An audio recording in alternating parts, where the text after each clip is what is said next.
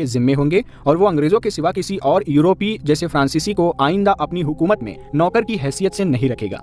अंग्रेजों के इस कानून को हिंदुस्तान के कुछ दूसरे हुक्मरानों और राजाओं ने खुशी से स्वीकार किया और कुछ को अंग्रेजों ने ताकत इस्तेमाल करके इस कानून को स्वीकार करने पर मजबूर किया। अस्सलाम वालेकुम वरहमतुल्लाहि वबरकातुहू। उम्मीद है आप लोग सब खैरियत से होंगे। मैं भी अल्हम्दुलिल्लाह अल्लाह का लाख लाख शुक्र एहसान खैरियत से हूँ। और इंशाअल्लाह जिस वीडियो पर रिएक्शन देने आ रहे हैं, नूर हदीस चैनल का नाम है और इनका चैनल का लिंक मैं डिस्क्रिप्शन बॉक्स में दे दूँगा। आप लोग उनके चैनल सब्सक्राइब करिएगा और मेरी वीडियो को एंड तक देखिएगा। दोस्तों, ये सीरीज़ हम चला रहे हैं टीपू सुल्तान के ऊपर। आज टीपू सुल्तान की सीरीज़ का ये छठा पार्ट इंशाअल्लाह हम लोग देखेंगे, मुकम्मल करेंगे। और जिन हज़रात ने भी इसके पूरे पार्ट नहीं देखे वो मेरे चैनल में जाके शुरू से एंड तक ज़रूर देखें। तो टीपू सुल्तान हम सब जानते हैं, बड़े बहादुर, नेक और अच्छे इंसान थे और बड़े इबादत गुजार थे। तो ये उनके ऊपर पूरी सीरीज़ है और सबको पता चलना चाहिए टीपू सुल्तान के बारे में। तो चलिए आइए बिना देर पहले वीडियो स्टार्ट करते हैं, फिर इंशाअल्लाह बात करते हैं। वीडियो अच्छी लगा करे तो शेयर ज़रूर किया करिए। अंग्रेजों ने मुकम्मल तैयारियों के बाद मैसूर पर हमला कर दिया। सुल्तान टीपू को उनके आने की खबर हुई तो वो भी अपना लश्कर लेकर मैदान में आ गए। दुश्मन फौजों ने अचानक सुल्तान के लश्कर पर हमला कर दिया जब वो पड़ाव के खेमे लगा रहे थे, लेकिन सुल्तान जरा भी ना घबराए और उस वक्त के बहादुर सिपाहियों ने इस तरह जमकर दुश्मनों का मुकाबला किया कि दुश्मन के सैकड़ों सिपाहियों को गिरफ्तार करके कैदी बना लिया। अंग्रेजों ने अगले दिन मैसूर के शहर बंगलौर पर हमला कर दिया। सुल्तान की फौज ने बड़ी बहादुरी से बेंगलोर को बचाने की कोशिश की, मगर सुल्तान के एक अमीर किशन राव ने सुल्तान से गद्दारी की। वो अंग्रेजों से मिला हुआ था और सुल्तान की तमाम खबरें अंग्रेजों को पहुंचाता रहता था। उसकी गद्दारी के सबब बंगलौर पर अंग्रेजों का कब्जा हो गया और उन्होंने शहर को बुरी तरह लूटा और फिर उन्होंने बंगलौर के किले पर कब्जा कर लिया। किशन राव की गद्दारी का किसी को पता न था, सुल्तान भी बेखबर थे और हार के बाद उन्होंने किशन राव को श्रीरंगापट्टनम भेज दिया। नमक हराम किशन राव को जल्द ही अपनी गद्दारी की सजा मिल गई। उसकी बीवी बड़ी नेक और वतन से मोहब्बत करने वाली थी। उसने किशन राव की मुल्क के खिलाफ सरगर्मियां देखी तो एक दाई के जरिए सुल्तान की मां को किशन राव की साजिशों और मंसूबों से आगाह किया। सुल्तान की मां ने तुरंत सुल्तान के पास एक जासूस भेजा।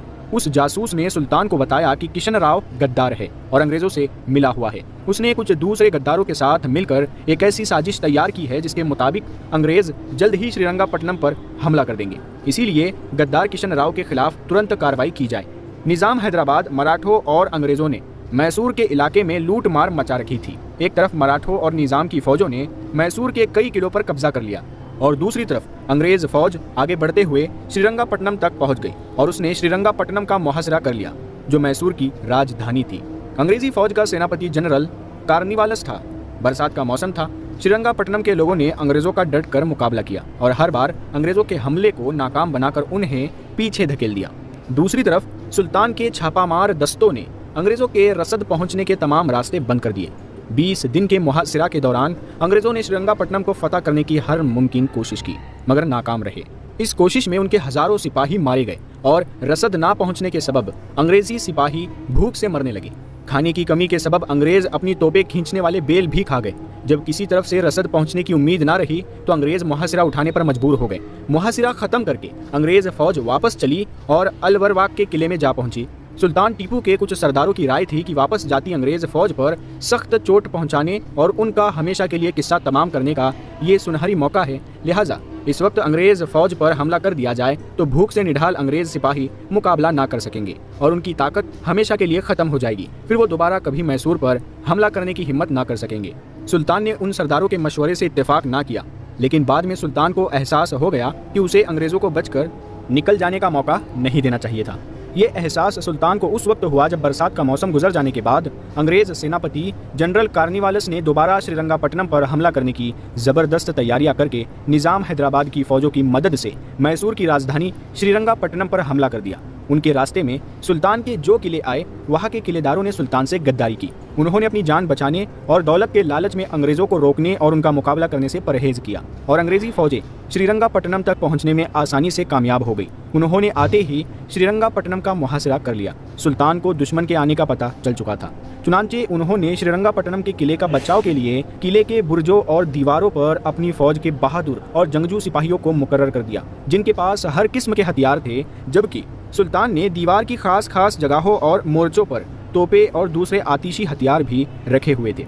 जनरल कार्निवालस पूरी तैयारियों के साथ आया था और वो इस खुशफहमी में था कि इस बार वो बड़ी आसानी से किले को फतह कर लेगा।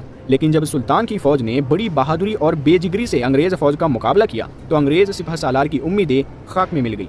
मुहासिरे के तीसरे दिन अंग्रेजों की मदद के लिए मराठों की फौज भी वहां पहुंच गई, लेकिन दोनों फौजें मिलकर भी श्रीरंगापट्टनम पर कब्जा ना कर सकी। सुल्तान की बहादुर फौज ने उनके छक्के छुड़ा दिए। इस तरह मुहासिरा लंबा होता चला गया।